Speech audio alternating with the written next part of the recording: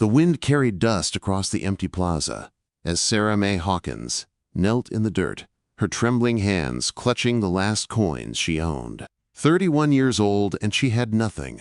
Not a home, not a family, not even a friend who would open their door. Her husband's sudden death 3 weeks ago had been devastating enough, but what came after shattered her completely. Men in dark suits appeared at her cabin door with papers she'd never seen before, debts she didn't know existed, loans her husband had hidden from her. Within 7 days, they took everything. The furniture her grandmother had carved, the quilts her mother had stitched, even the simple gold locket with her parents' picture. All of it sold to pay debts that weren't hers. She'd walked for 3 days with nothing but a small bundle containing 3 worthless kitchen items the creditors hadn't wanted: an old blackened skillet, a cracked clay pot, and a wooden spoon worn smooth by use. The settlement had rejected her at every door. Women looked at her torn dress with suspicion. Men shook their heads before she finished speaking. One elderly woman made the sign of the cross as if Sarah brought bad luck. No one wanted a stranger, especially not a desperate woman with no references. When the sun began setting and her stomach cramped with hunger, Sarah used her last coins at the general store for a small handful of beans. Then she did something that felt like both surrender and defiance.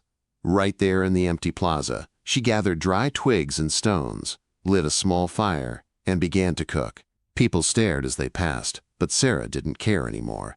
She filled her cracked pot with water, added the beans, and reached for the dried herbs she'd saved: thyme, bay leaves, pepper, garlic, salt. As the beans simmered, a smell began spreading through the evening air. It was the smell of home, of care, of food, made with love even in the darkest circumstances. An old man with white hair and a walking stick stopped beside her fire. His weathered face showed kindness Sarah hadn't seen since this nightmare began. "Smells mighty fine, daughter," he said gently. Sarah offered him half of what she'd made. When he tasted it, tears ran down his wrinkled cheeks. "My wife passed 12 years ago," he said, voice breaking. "Nobody's cooked with love like this for me since then. You can taste the care in every bite." They ate together in silence, sharing more than just a meal. When they finished, the old man studied her face. "Tell me your story, child." So Sarah did. She told him everything. The old man listened without interrupting. When she finished, he leaned forward on his walking stick. "You won't find work in this settlement, but I know a place about 15 miles from here. Jed Stone's Mountain Ranch. Big spread, lots of hands, and they need a cook." Sarah's heart leaped. Would he give me a chance? The old man smiled. "Jed's a hard man. Lost his wife 6 years back in terrible circumstances. Many cooks have come and gone because he's too demanding. But after tasting your food, I'm certain you have a gift. If you show him that, you'll have your chance." He pressed cornbread into her hands. "Follow the main trail to the ridges. At the fork, go left. Be humble but firm. Show your worth through your cooking, not words." The old man watched her prepare to leave. Sometimes the hardest people are the ones who need someone the most. If you can touch his heart through your cooking, you might find not just work, but a true home. Quote, "Sarah walked through the night, her feet screaming with every step. Blisters burned inside her worn boots, but she kept moving, fueled by hope. When dawn finally broke, she reached the fork and took the left trail. An hour later she saw it. The ranch spread across the valley below. Fenced fields where cattle grazed, sturdy barns, and in the center, a large log house. Sarah stopped at the ridgetop, her heart pounding. This place could save her, or it could be just another closed door.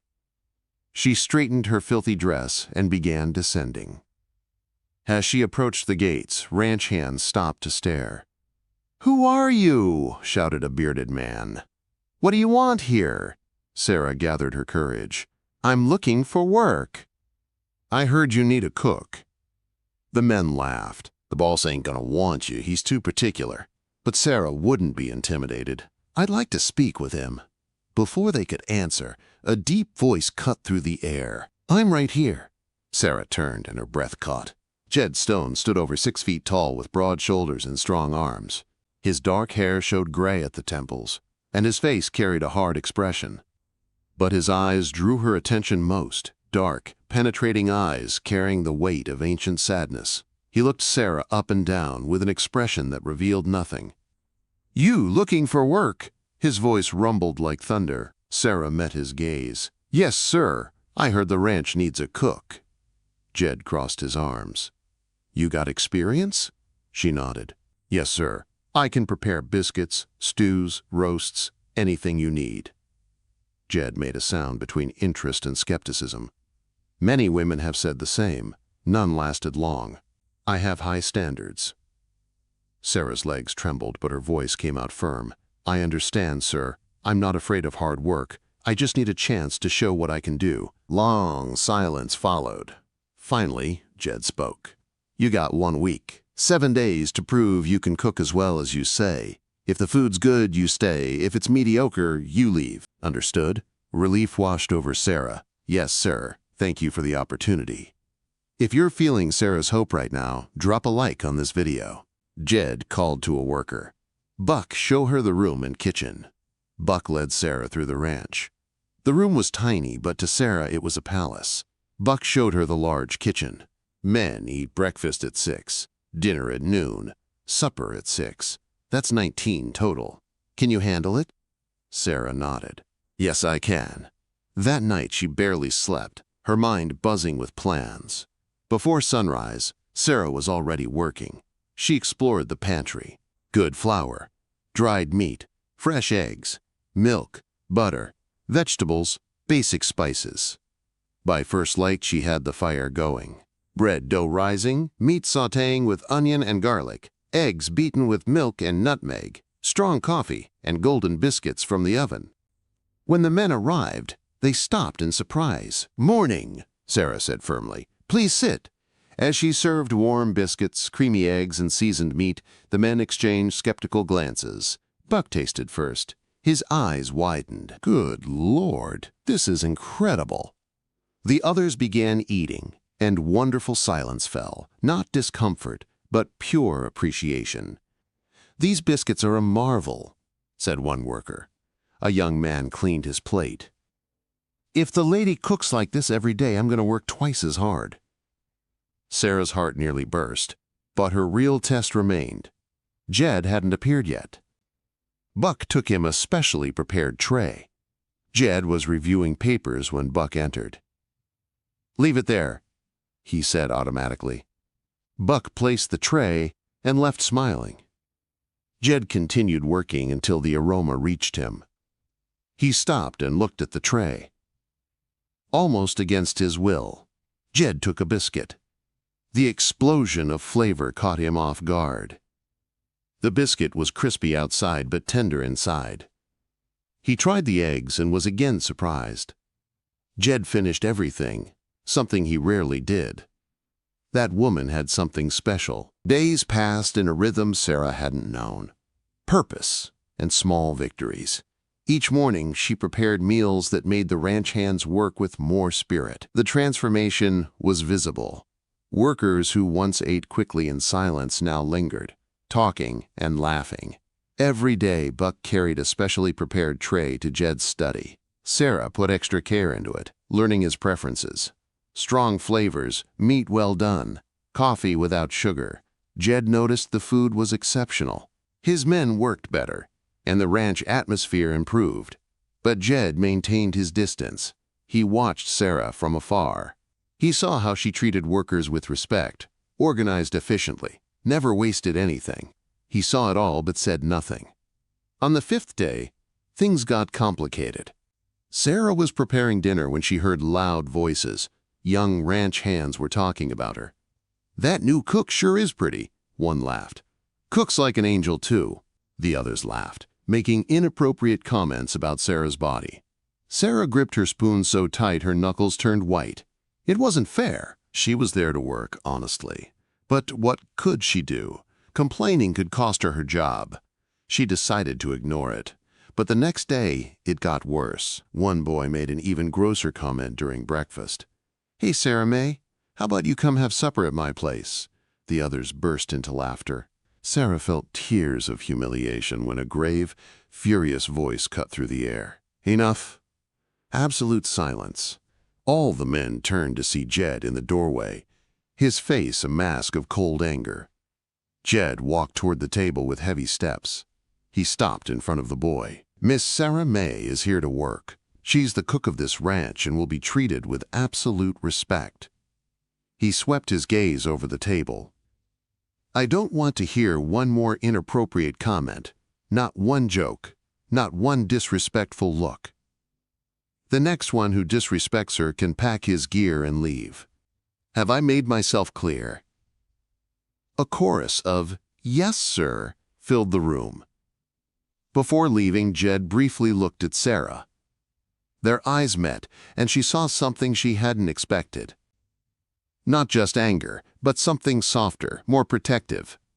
Care. That night, preparing Jed's tray, Sarah put even greater care into it. His favorite roasted meat, golden potatoes, sautéed vegetables, and a small dessert. When Buck fetched the tray, he returned with a message. The boss said everything was perfect and he ate the whole dessert, which is rare. Sarah smiled, and for the first time in a long while, it was complete and genuine. Weeks brought peaceful routine. Sarah woke early, prepared delicious meals, and slowly began feeling at home. Workers treated her with genuine respect, bringing small gifts. Fresh herbs, extra vegetables, wildflowers. Jed remained distant, but Sarah noticed small changes. He began appearing in the kitchen more often. Need to check the firewood, he'd say, but his eyes always found hers briefly. One afternoon, Jed appeared when Sarah was cutting vegetables. He stood watching. There was something hypnotic about how she worked. Sarah May, he finally said, making her startle. Wanted to thank you for the work you're doing. The men are more productive. You've made a difference here. Sarah felt her heart speed up. Thank you, sir. Jed hesitated. That table in your room, the crooked leg, is it bothering you? Sarah blinked, surprised. No, sir. I'll fix it anyway. And that window. Before Sarah could respond, he was already leaving. She stood there, smiling. That hard man was showing his care through practical gestures. The next day, Sarah found the table repaired and the window working. In following days, small improvements continued. An extra stool, a new shelf, a small mirror. Jed never mentioned these things, but Sarah knew it was him. Then came that fateful afternoon that would change everything. The sky had been heavy all day, black clouds gathering. Wind blew strong, bringing the smell of storm. Men worked hurriedly. Sarah was preparing supper early when lightning struck. A blinding flash, deafening thunder, and then fire. Fire in the hay barn. Sarah dropped everything and ran outside. Orange flames licked the barn roof. Strong wind fed the fire. Workers ran in panic. But one figure was completely still. Jed Stone stood yards from the burning barn, his face white as paper, his eyes wide with terror. His hands trembled violently, and he seemed incapable of moving. Comment hope if this story is touching your heart. Boss, what do we do? Shouted Buck. But Jed didn't respond. He just stared at the flames with horror. It's the same as that day, he murmured, voice broken. The fire. She was in there. I couldn't save her. Buck understood. The boss's wife had died in a fire 6 years ago. The trauma still tormented him, and facing flames again, he was paralyzed. Workers realized there was no leadership. That's when Sarah acted. Something inside her, a strength she didn't know she possessed, took control. She ran to the yard and shouted, "Listen to me, all of you, right now." Her voice had authority that made the men stop.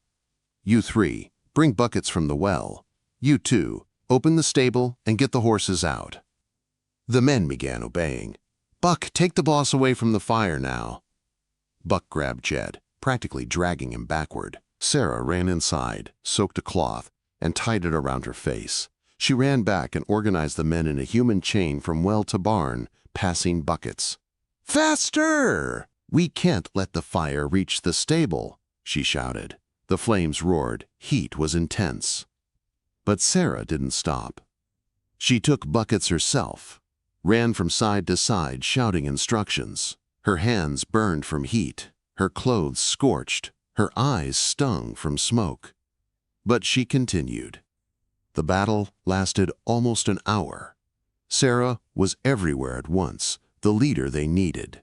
Finally, the last flames were extinguished. The barn was damaged, but the stable was safe, horses secure, and no one seriously injured.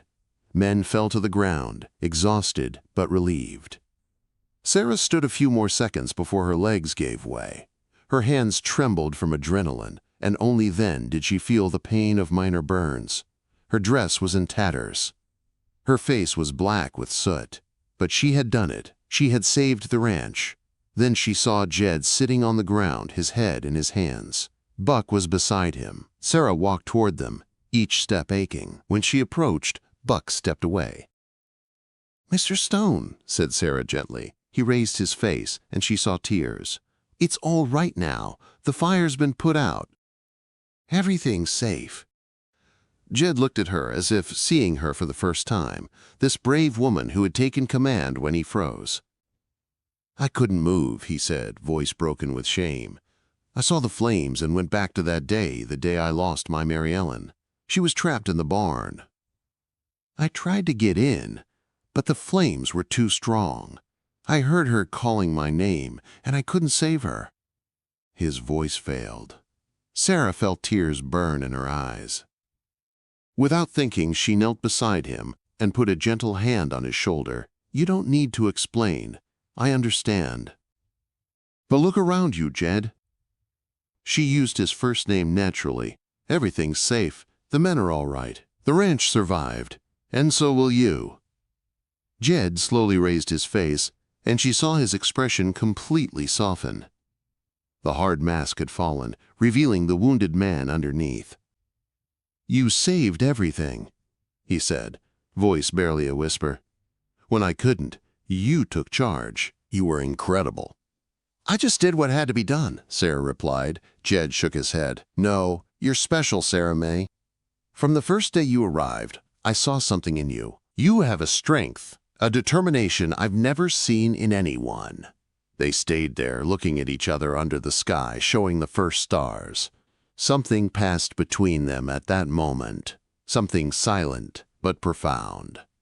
A connection beyond boss and employee, beyond gratitude.